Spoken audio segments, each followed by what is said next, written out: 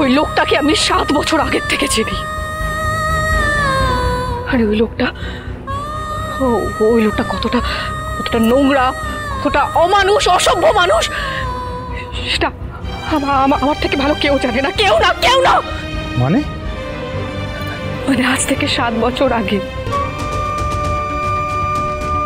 ব্যাঙ্গালোর থেকে কলকাতা আসার ট্রেনে তোমার সাথে আমার যখন প্রথম দেখা হয়, তখন আমি ওই লোকটার থেকে বাঁচতেই কলকাতায় পালিয়ে আসছিলাম। ওই লোকটাই মিস্টার ঘোষাল, সার্থকের বস।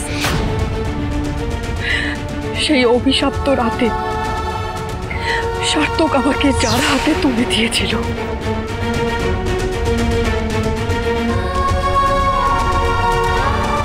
এবার বুঝতে পেরেছো তো তেজ, কেন আমি ওই লোকটাকে ভরসা করতে পারি না? এবার তুমি বুঝতে পেরেছো? আজ থেকে 7 বছর আগে নিজের সম্মান বাঁচাতে আমি ওই লোকটাকে আঘাত করে ব্যাঙ্গালোর থেকে পালিয়ে এসেছিলাম। আর এত বছর আমার জন্য ওই লোকটা কোমায় ছিল।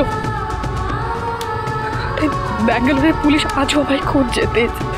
আমি ভাবতেও পারিনি তেজ আমার অতীতের অভিশপ্ত দিনগুলো ফিরে আসবে। ওই লোকটা, ওই শয়তান লোকটা রেশমিকে, ঝিনুককে এইভাবে ব্যবহার করবে আমাকে শাস্তি দেওয়ার জন্য, আমার ওপর প্রতিশোধ নেওয়ার জন্য। আমি জানি না তেজ এবার আমি কি করব।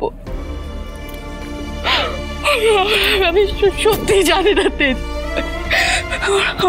আমার মনে হচ্ছে এবার বুঝি সবকিছু শেষ হয়ে যাবে। সবকিছু শেষ হয়ে যাবে তেজ, সবকিছু।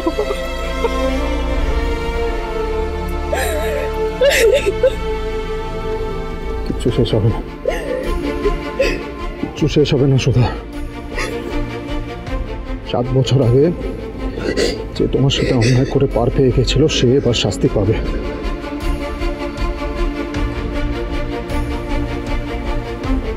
আসল অপরাধীকে শাস্তি দিতে এবার তেজ বসু মল্লিক তোমার সাথে তোমার এই লড়াইটা লড়বে।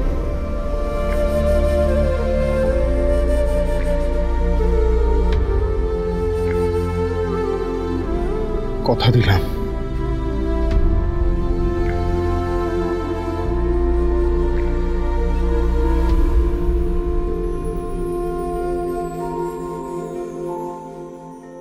তেজ, তুমি প্লিজ আমায় ক্ষমা করে দাও।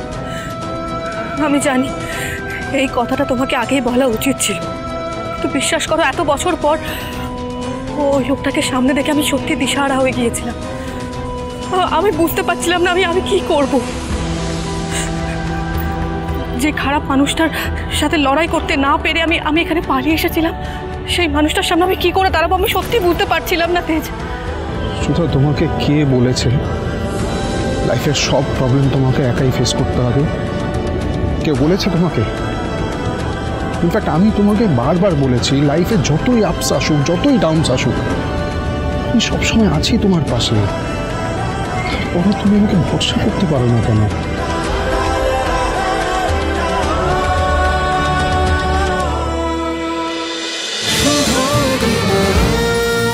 শুভ বিবাহ সোম থেকে রবি প্রতিদিন রাত 10:30টায় স্টার জলসায় ও জিও হটস্টারে।